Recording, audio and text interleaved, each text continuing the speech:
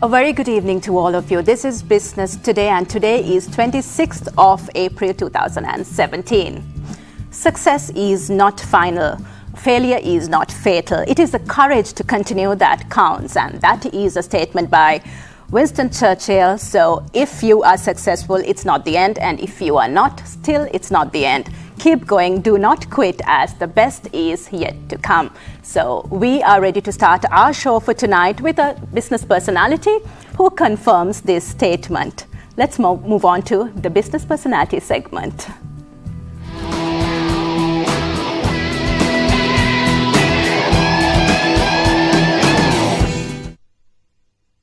Today we hope to meet an individual who accounts for over 4 decades of corporate world experience, and he is a renowned business personality who is heading a prestigious company in Sri Lanka, a company that touches lives of every single segment of the community. And we warmly welcome Mr. Ranjith Pandithage, Chairman, Diesel and Motor Engineering PLC, on board. A very warm welcome to you. Good evening to you. Yeah, so to start our conversation, DEMO has been in its operation since 1939. It has a history of over 75 years, serving almost 3 generations. So let's start the conversation by talking a little bit about the history of the company. Yes, we are 78 years almost now. It started by 4 gentlemen who worked for a German company owned by one Mr. Heller, very successful businessman, selling German products like Mercedes-Benz, Siemens, Bosch. But when the World War II started, he being a German company, we were under the British. The company was closed, confiscated, and the 4 gentlemen, one was my father, started Diesel and Motor Engineering in 1939. Okay. So that was the start of the company. After that, when the World War II was over, Mr. Heller was given encouragement by the German government to prop up their business. He went to Pakistan, started a company. He went to India and started an organization, the owner of most of the Indian companies.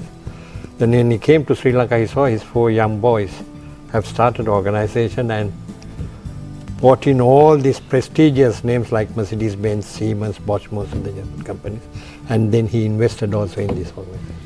Okay, that was the beginning. All right, it's very interesting. And when you mention the name DEMO, what comes to our mind is the automobile sector. But actually speaking, you have over 80 brands under your umbrella. So what does DEMO do beyond automobiles? Well, everybody knows us as an automobile company. They used to call us Benz company. With Mercedes-Benz, we have Tata, then we have Chrysler, we have Jeep. Yes, that is our core business, we would say. But with the businesses that they started with Siemens, Bosch, and big, especially German companies, we have now acquired Japanese companies like Komatsu. So when you look at sectors, we are in the automobile sector, we are in the medical sector, selling medical equipment. We are in the infrastructure sector, we are into power side, power distribution and stuff like that. Then the business technologies, all big buildings. Then we are into the fleet management, racking systems. Then we are into marketing of energy saving bulbs. We are into agriculture, farm mechanization, like that, various.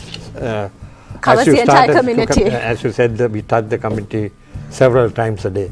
There's something unique about, as you mentioned, is that about your product portfolio is you have products covering a wide range, basically the entire community. So when you have such a large number of products under your umbrella, how do you identify the requirements of each segment? As it's not like catering to a niche market. You have many niche markets within one company. So how do you identify your target audiences and their requirements and cater to them? Well, of course, you see, each and every department is managed by a director, down the line with a general manager.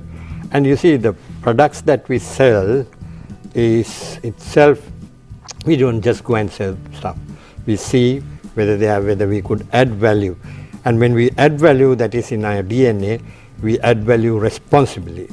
So that's why even a lot of international companies have faith in us. They know that we will be marketing their product responsibly. And then we different sectors, different techniques are there to market things. So this has come over, we've evolved over these 78 years.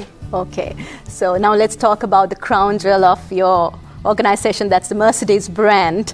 And what happens, what we see in the industry is that many existing brands being replaced by new entrants with more sophisticated products coming in.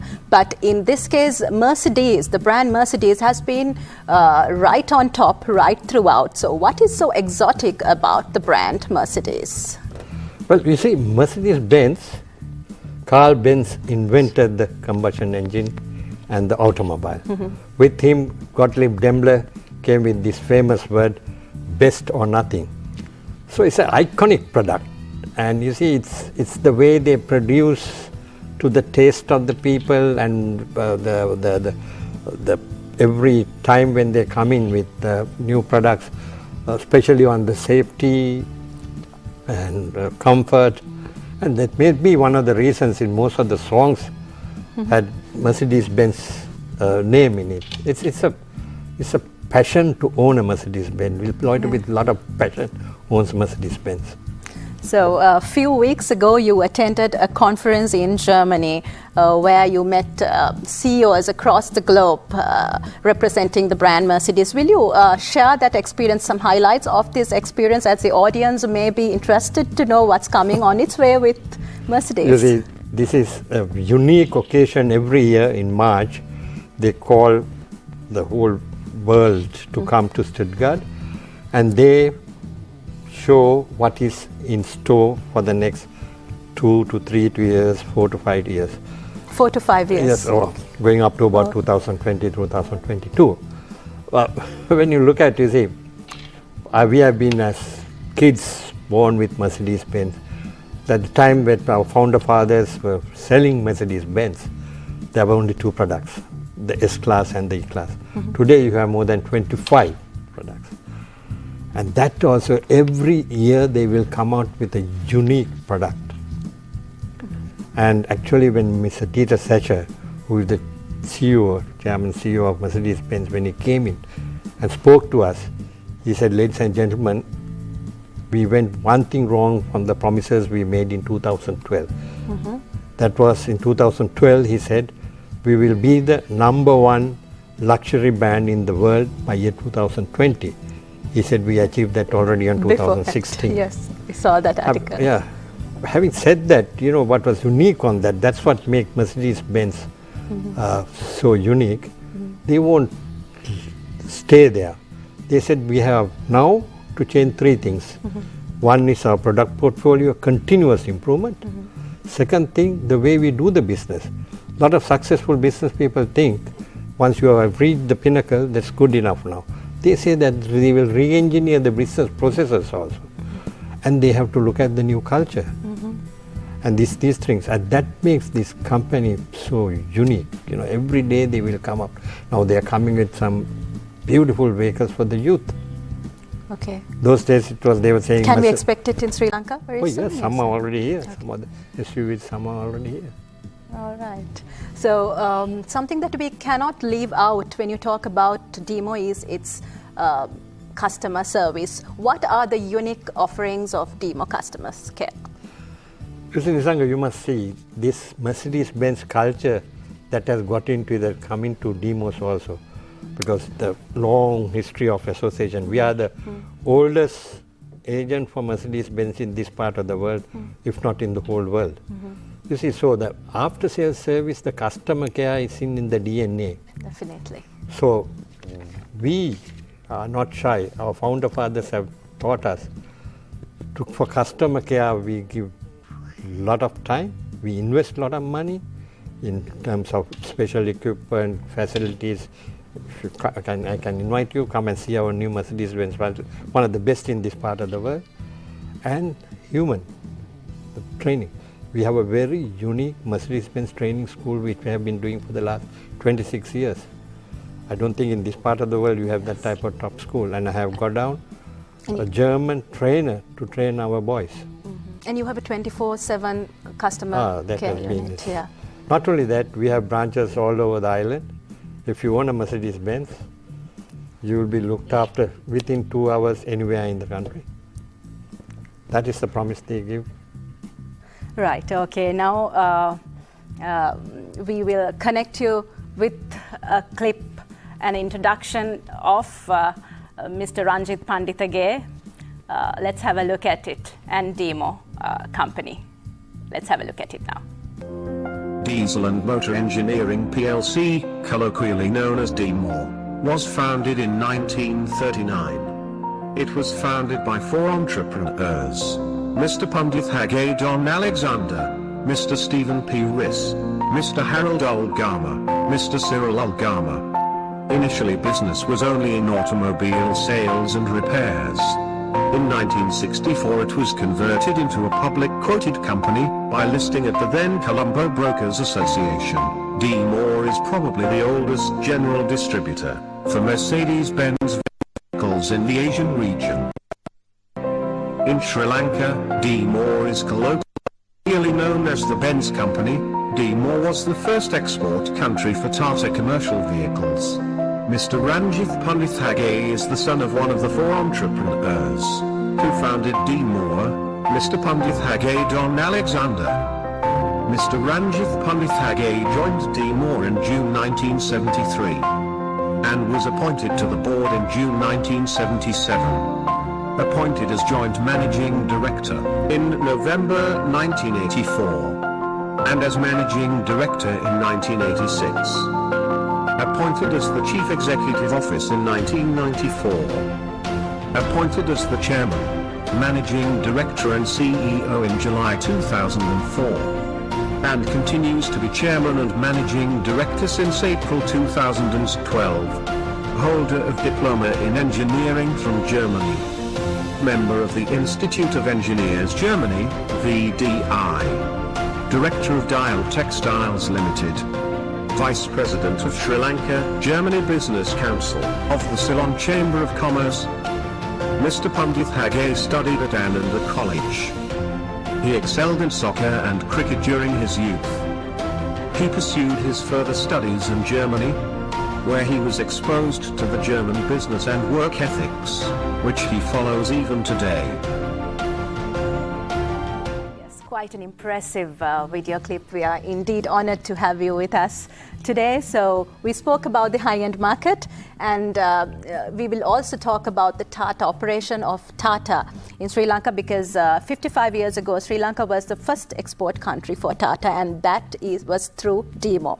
And I think in 2005 you came up with DMOR Batta. That was a major hit at that point, and still people remember that product. So can you talk about this operation? Well, you see, Mercedes-Benz and Tata had a collaboration. So in the 60s, when Tata came to Sri Lanka, we were the first country to import vehicles from India. It came with the star. It came as Tata Benz. So the entry point for Tata was easy, and it followed the whole Mercedes-Benz culture of after-sales service and things like that. But then Tata developed unique products, and it came out with this DMOR, but I say they call it in India Tata Ace. In fact, it was conceived in Sri Lanka. There was a gentleman called Ravi Kant who was director, and when he came here, he saw this other makes running in Sri Lanka smaller size commercial vehicles, and we thought we should produce one. So we conceived that the concept was done here, and some of the drawings were done here, and then it went to Pune and this unique product came. And we revolutionized with that, especially the SMEs, the poor people. It became the poor people's vehicle to commute with their products. That's why we say that you touch all segments in the community. So if you look at the vehicle market, how has the movements in the financial market affected the vehicle market, as there had been tax introductions coming into the picture and lending rates are going up? Has there been a shift in the market demand with these movements in the financial market? Well, definitely yes. Now we look at the Demo Bhatta. It was for the SMEs and for the poor businessmen to manage any country to develop. The mobility is very important, especially for the SMEs. And Demo Bhatta was the ideal vehicle for them. Now suddenly it went up by almost 1 million rupees. And top of that, most of the commercial vehicles, not only commercial, even the passenger vehicles, people lease. The lease rentals went up, down payment went up. So it's beyond the reach of most of the poor people, SMEs. And it's a big challenge even for us. Our revenues have gone down drastically. And one has to see how things develop. Okay, as you said, it is a big challenge, and your company would have faced many challenges throughout its way when surviving and excelling in the market for 78 years. So what were the challenges the company faced, and how did you address them? Nisanga, we were born in difficult times during the war. And they struggled. Found a farming style. Then they had beautiful, just after the war, the 50s, they were doing very well. Then came 60s, closed economy, all these things. And they still survived and they grew, not only surviving. And they did a lot of innovative things. They started a company called Demo Industries and started making radiators, silencers, brake linings and things like that. As you said, we are a very diversified company. During that time, all the cement plants in Sri Lanka, even in KKS and Putlam, were sold and installed by us. Even the radio stations, shortwave radio station island-wide, were sold and installed by us, like Walachini paper mills. So even in difficult times, they knew, our founder fathers knew how to survive. When the going get tough, the tough gets going. And then, of course, the 77, the open economy came, and that was a bigger challenge because our staff was not geared for marketing. It was completely seller's market. Now we're to face a buyer's market. That were challenges, and we have been facing that. So ups and downs. Okay, so we spoke about the challenges the company faced. If we talk about the challenges as an individual, being in the corporate world for over 4 decades, how challenging has your experience been? Well, I have not noticed as challenges, and there have been a task given to me, and we have had brilliant team. We don't call ourselves, we call ourselves a tribe. All right. A Demo tribe, we call it. You see, that's it suits you well. Culture, the way we live. And the staff has been brilliant, you see. For me, I can't hardly say there was a challenge. If you are looked after well by this beautiful company, it's not a challenge. You have to see how you not only manage, how you run efficiently and grow. Yeah. So I have been enjoying. Monday is a great day for me because I go to work. Very nice to hear that. So, as we were talking about the human capital, having such a diversified company, you need specialized staff to handle different segments. So, how do you find and attract, develop, and sustain your labor force? And I heard you have 1,700 workers working directly and about 500 indirect employment. How do you manage your human capital there? Well, this is for any person, any corporate. One of the biggest challenges is the human capital. How to manage them, especially how to recruit the best, how to retain them. And for that, we put a lot of emphasis on them. And as I said, ongoing training is there. I'm very proud to say that Great Place to Work in consecutive years we have been rated as one of the top companies into. So we spend quite a lot of money on training. And as a tribe, you see, what I tell our staff is, if you do not enjoy coming to demos, please don't come. And please don't look at Friday, because from Monday to Friday, if you have not enjoyed working, you have wasted 5 days, got close to the grave without enjoying. So we do our best so that the tribe is content at least, and that is a great place to work. Okay, actually, people of your caliber are quite distant sometimes from the middle layer. They only deal with the top management. What is because you are referred to as a people's person, so would like to hear from you, what is your unique way of management? I don't like this word, I. You see, recently a Buddhist priest told, when you say I, is illness. Okay. We is wellness, right? So this is the way we have been brought up. You see, we all our rooms, all our directors' rooms are open. Anybody can walk in, talk to us, give suggestions, grievances, everything. We don't have unions, we have employees' councils, and we make sure island-wide that we visit them and be in touch with them. End of the day, we will get the best out of them if they are happy, if they are content. So we put a lot of emphasis on that. What do you do to develop their careers at DEMO? What initiatives have been taken? We send them to extensive training courses. As I said, we are blessed to have 80 top brands in the world, and they have their own training courses, and we are not shy in spending money to train our staff. Of course, sometimes it hits us back, because when they are well trained, they leave us.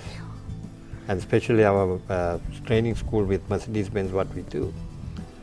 A lot of guys, actually, in fact, to get a visa, if you have the DEMO training school certificate, you can get a training residence visa in Australia and New Zealand. In Melbourne, there's alumni, DEMO alumni. Guys, we don't want them, it's all free of charge. It's a bit of a CSR project. Right, okay. So DEMO has a track record that can be spoken with pride. Surviving and moving forward for 78 long years is truly an achievement. So what are your corporate values in the organization to maintain this position right throughout? Well, we are a very ethical company, and that's how we have been brought up. We always say, don't sell even a nut telling a lies. A lot of empathy in whatever we do, and now I'll use the word I because I tell this to the people. I say, when you go home, when you brush your teeth and go to sleep, think, did I harm anything to my family, to my spouse, for my children? Put a tick there. Did I harm my company in any way? Did I give my best to the company? Put a tick there. Did I harm my country, the environment? Put a tick there. And you don't need a sleeping tablet, you will sleep very well. So this is what people talk about DEMO today. We are a very conscious company on all the 5 S's that look after the environment, all the stakeholders. We give a lot of emphasis on that. Okay. We need the trust. We have built up that trust over 75 years, and we want to maintain that. Okay. What does CSR mean for DEMO? You see, a lot of people, that's a word that's spoken all over the world. CSR, we are doing this one. And we don't brag about that. We do a lot of stuff. We don't talk about it. First of all, charity begins at home. The way we look after our own staff. Especially their medical facilities. Even people who have got sick during work, they are with us for the last 6-7 years without coming to office. We still look after them. And it goes on like that. You see,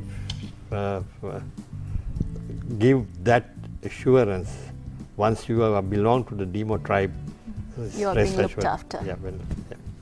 Lovely to hear that. And a sector that we hardly talk about, or rather we hardly know about, is fluid management, and your organization is involved in this sector. What is your involvement there? Well, it comes from, you see, we have been looking after one of the world's #1 pump manufacturer, KSB. This we have been having it a long time. KSB is a pump manufacturing. it's not only pumping fluids, but after that there's a lot of gamut of things comes into it. And today all high-rise buildings, sewerage projects, there are quite a lot of it. Anything in fluid to be transported from point A to B, we are there. All right. So any other engineering projects that you would want to share with us today? Oh yeah, you see, we are going into, we are into agriculture, farm mechanization, and we are not going into different agricultural inputs, structured farming and stuff like that. Okay. We, as I said, we are doing a lot of building management systems, every high-rise building, fire and all these things. It's especially in medical field, we are very strong with bringing equipment and maintaining them. Okay. There are a lot of things like that. Yeah.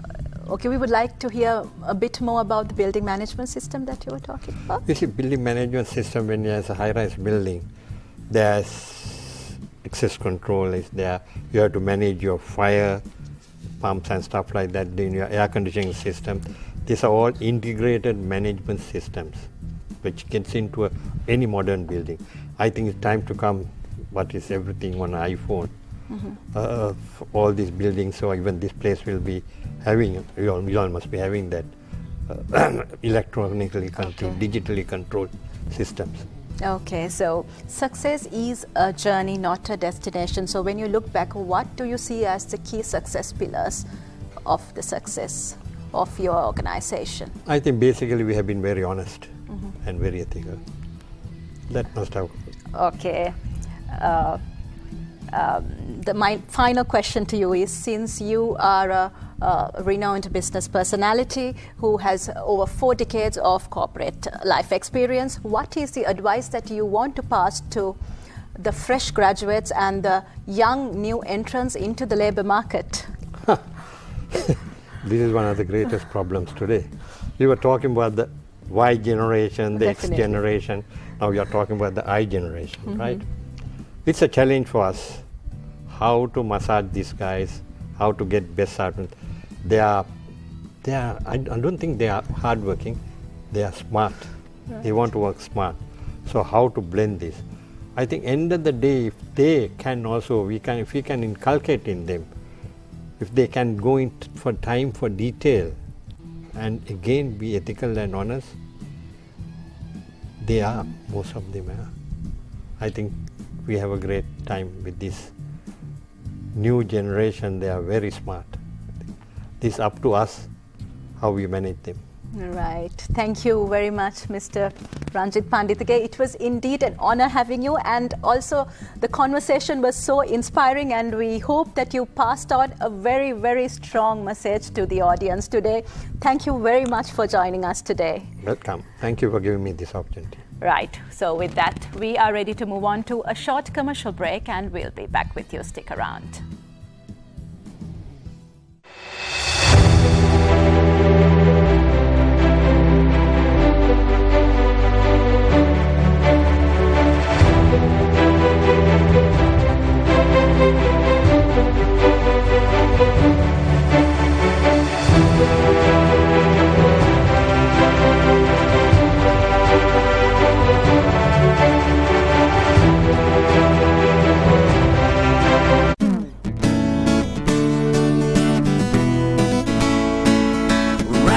Shine in the morning, make your day light. Oh, oh, oh, shining bright. Oh, oh, oh, with the morning light. Oh, oh, oh, it's joy in life. Shine to rise and shine. 6 to 7:30 a.m. every single morning on Channel I. Don't be afraid. Dial 1990 and Suasaria will be right there for you. Suasaria is a free 24-hour ambulance service.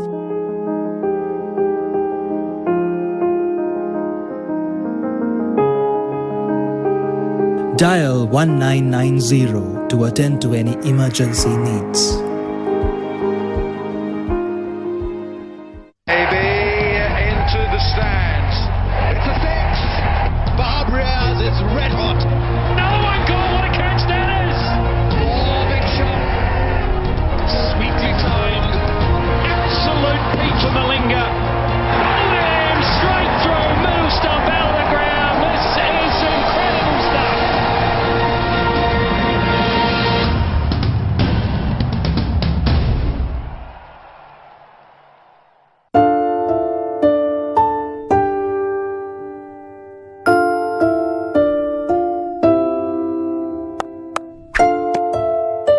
If you think betting is a battle, think of those whose life is a battle. Over 1,000 people die each year due to kidney-related ailments. Let's end chronic kidney disease. Presidential Task Force for Prevention of Kidney Disease. Be kind.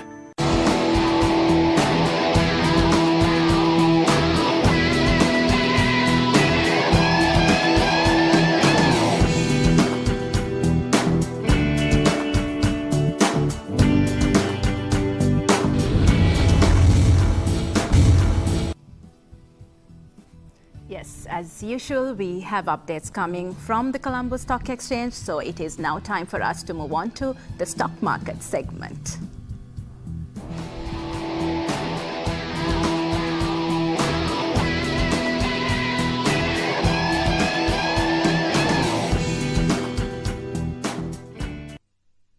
We have with us Mr. Sharaj Obesekara from Colombo Stock Exchange joining us to give a brief update on what's going on in the Colombo Stock Exchange. Good evening. It's good to be back on the show. As usual, let's first take a look at the market performance and then move on to some other news and developments at the CSE. The Colombo Stock Exchange in recent weeks has garnered a keen interest among foreign institutional investors, with the surge in foreign activity contributing to a strong showing in both the indices and the daily turnover levels. The benchmark all-share price index recorded consistent gains over the month of April, crossing the 6,500 mark on Thursday, the 20th of last week, and the index today closed at 6,516.26 points by the end of trading, a 4.62% increase in the index in 2017, comparing year-to-date figures. The S&P SL20 index, which features the CSE's 20 largest and most liquid stocks, has also improved consistently over the month of April, making a 6.41% gain in 2017 and closing today at 3,720.55 points. Consistent foreign inflows have been a standout feature of the performance of the market in recent weeks, with net foreign inflows for 24 consecutive trading days by the end of trading today. Foreign investor activity in 2017 so far has also marked a net foreign inflow of rupees 14.9 billion, a vast improvement, I must say, compared to previous years, which recorded an inflow of rupees 383.5 million in 2016 and actually an outflow of rupees 5.3 billion in 2015. Foreign investor contribution to total turnover in 2017 stands at 51.1%, another improvement in comparison with 42% in 2016 and 34.4% in 2015. This marks the first occasion where foreign investor contribution to yearly turnover has exceeded the 50% mark since the year 2008, another clear indication of the growing interest among foreign investors in the Sri Lankan capital market. Overall trading activity has also improved in 2017, with the daily average turnover recorded for trading in 2017, that's year to date compared to the start of 2017, marking an improvement to rupees 882 million, improving from rupees 737 million the previous year, that's in 2016. The total turnover for the week that ended, that's last week that ended 21st April 2017, was also at a staggering 11 billion rupees, which is also an improved development.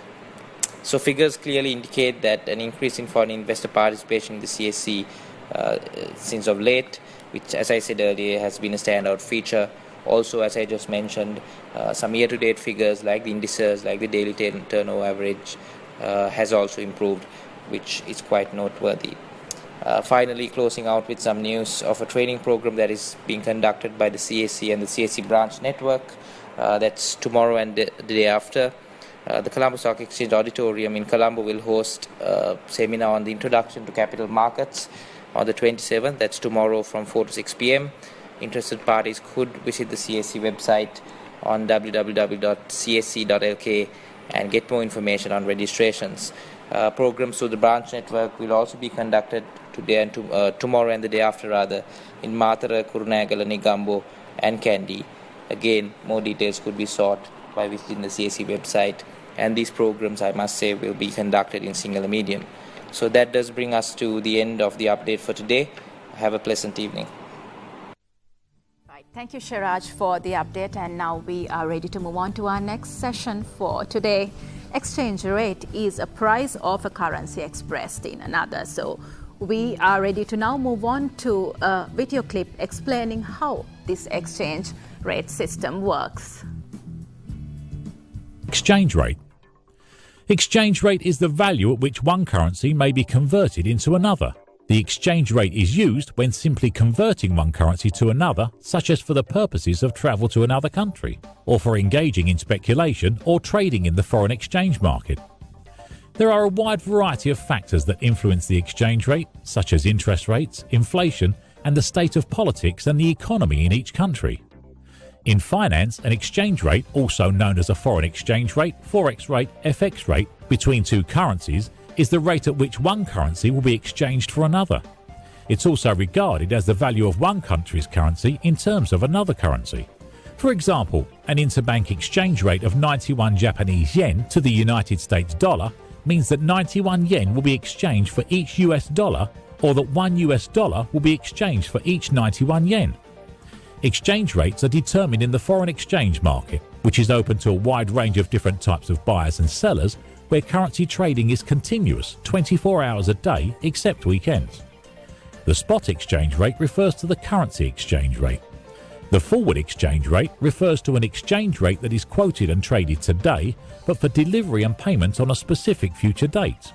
In the retail currency exchange market, a different buying and selling rate will be quoted by money dealers. Most trades are to or from the local currency. The buying rate is the rate at which money dealers will buy foreign currency, and the selling rate is the rate at which they will sell the currency. The quoted rates will incorporate an allowance for a dealer's margin or profit in trading, or else the margin may be recovered in the form of a commission or in some other way.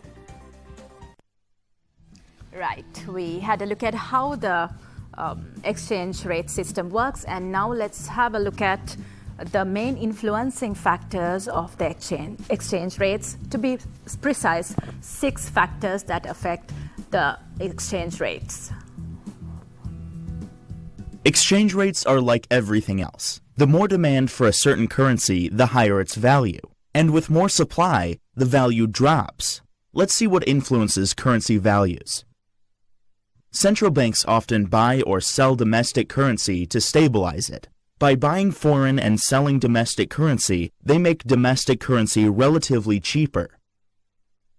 With a high inflation decreasing the purchasing power, the value of the currency drops. For example, UK prices grow faster, demands for UK goods fall, and there's less demand for sterling. A rise in interest rates means higher returns for investors, increasing the demand for that currency and therefore its value. If a country spends more on foreign trade than it's earning, and then makes up the deficit by borrowing from other countries, the investors will remove investments, and the value of the local currency will drop.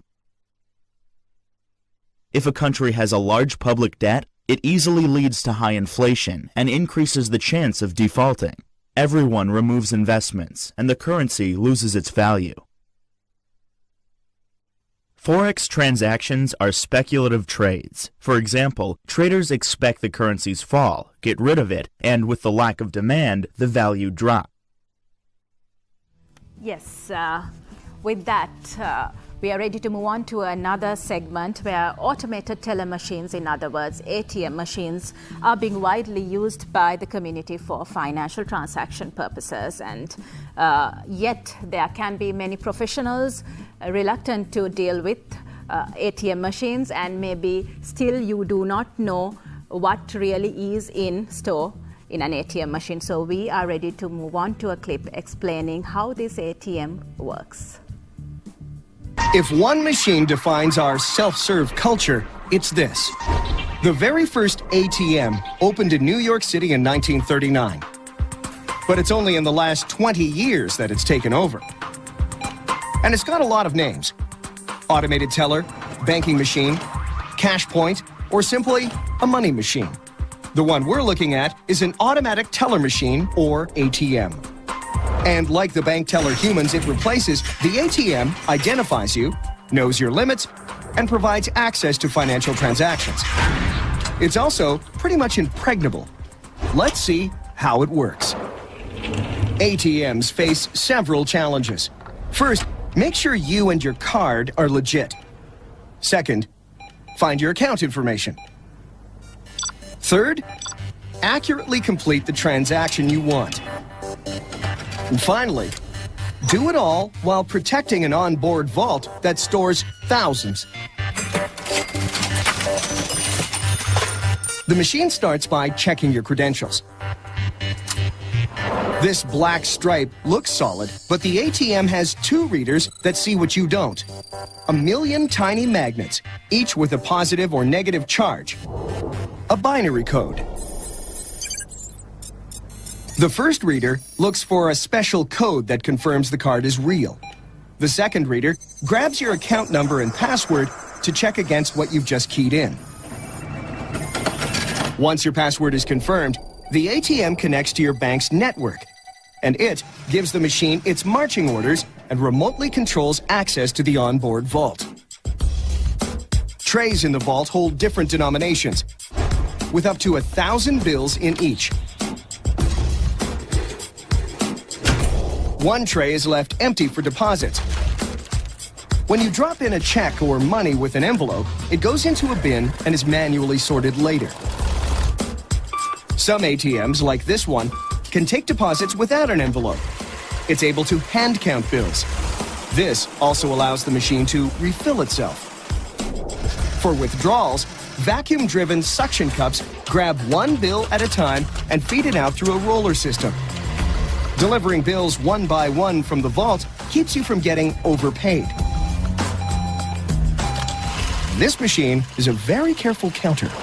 As each bill squeezes through these rollers, sensors calculate the width of the paper, about the thickness of a coat of paint. Any thicker, the machine figures that 2 or more bills are stuck together. Any thinner, the bill's worn or fake.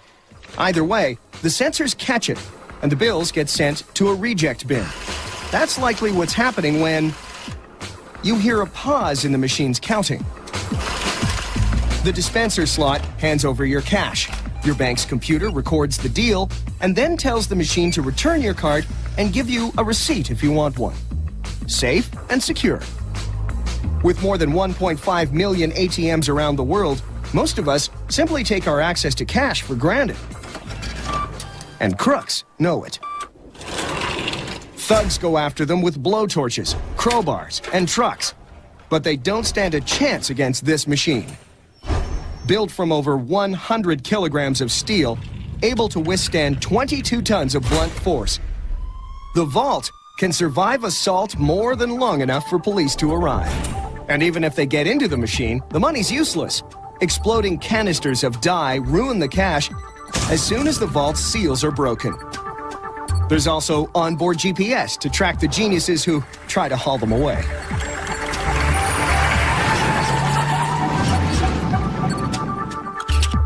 Brainier crooks use an electronic sleight of hand. One technique is to insert a false card reader or skimmer into the card slot and stick a tiny spy camera over the keypad to steal your password. Foiling them is as simple as protecting the number you enter. It took a long time for automatic tellers to evolve into the trusted machine it is today. And until we stop using cash altogether, this intelligent dispenser will continue to take our orders and track them with amazing accuracy. Yes, with that, we got to wrap up for today. So until we meet you next week, take care and good night.